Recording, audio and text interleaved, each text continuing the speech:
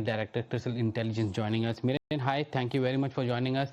To begin with, give us a sense of how this entire West Asia is playing out for companies and their margins.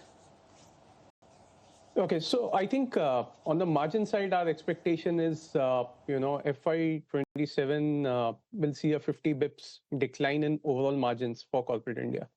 When I say corporate India, we've done analysis for something like 900 companies, accounting for roughly 2/3 of the listed market cap. A lot of this decline is directly attributable to the higher crude and gas prices. So obviously it's difficult to put a number to it right now, but in this scenario, we've assumed crude being up about 10% year on year, somewhere in the $75 to $80 range for the entire fiscal 27. Hi, Miren, this is Harsh here. If I were to just zoom out a little bit and try and get a perspective on what happens if crude stays elevated, give us a sense internally. I'm sure that you all would have had conversations with regard to growth, with regard to inflation, and with regard to the base case of what happens with regard to the war itself in terms of timeline. What are those kinds of estimates that you all are penciling in at CRISIL? Okay, so right now we are looking at, as I said, crude being in the $75 to $80 range for the entire next year, average for the next year. Now this assumes the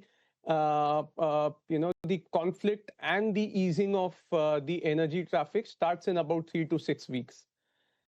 If it gets prolonged, if there's any further escalation, or if there's a direct hit to any of the key crude producing assets, then I think there's a further downside in the sense the prices could stay elevated for longer.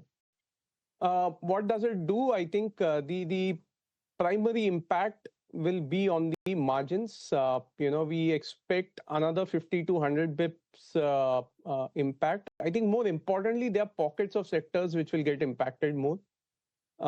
We've looked at this from a perspective of sectors that have a revenue exposure in terms of either exports or some other revenue linkage, and then sectors which have cost or an input exposure. So if you see sectors like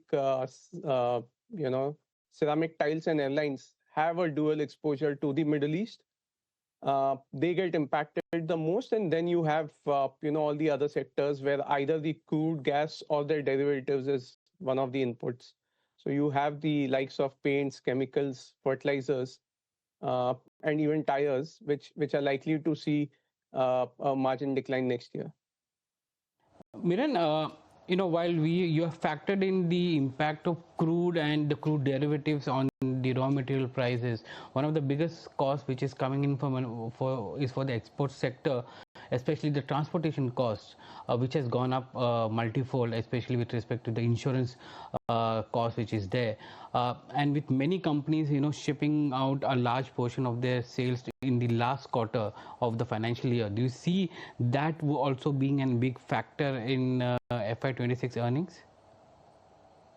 Well, I'm looking at it right now more from a FY27 perspective. Yes, definitely. I think sectors like basmati rice or even other consumer foods, packaged foods, I think they will definitely face an impact because Middle East is a significant market in that sense. So you will see exports getting impacted, and then the impact flowing in on the revenue and the margin front both. Pharma companies, because many of them which are exporting to other countries are also seeing a huge increase in transportation cost. Yeah, so there will be some impact, but then again, transportation cost for pharma companies is not very significant as compared to their overall cost structure. So, Okay, Miren, thank you so much for joining us and giving us that perspective. Of course, that's the CRISIL view coming in.